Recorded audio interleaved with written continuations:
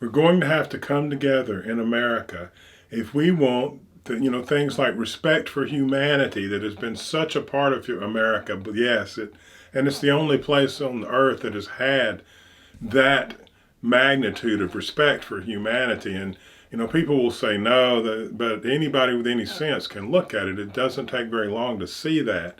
And if we want it to continue, then we're going to have to come together in America. And it's not the MAGA extremes and the woke people need to come together. Those people are going to have to be pushed down, and they're going to have to be told to be quiet.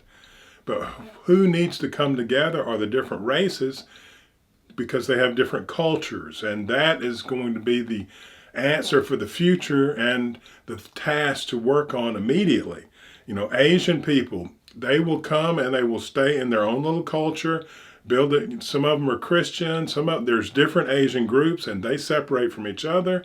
Hispanics, again, they'll stay in their Puerto Ricans, Mexicans, and they go to their church and they have their own insular group.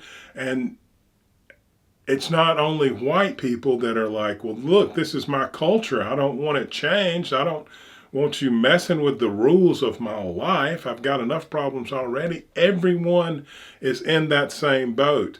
And if we're going to be here in America, if we're going to respect humanity with things like freedom and liberty and respect our ideas and the things we can create and continue all of the innovation that has been America since its inception and add to it this diversity, if we're really going to do that, then everyone on an equal playing field is going to have to give up parts of their culture for the shared culture. And that means the white people, that means the Hispanics and black people they're going to have a very hard time because they have a history of living in this culture and not really being accepted in it. And we have to talk about, what are we going to do with that? What do black people need to do to change that? Because you can only change your own life.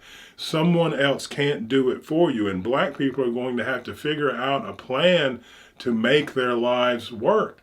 And if that's not fair or whatever, just like my mother, who was an American Indian, told me many times, who told you life was fair?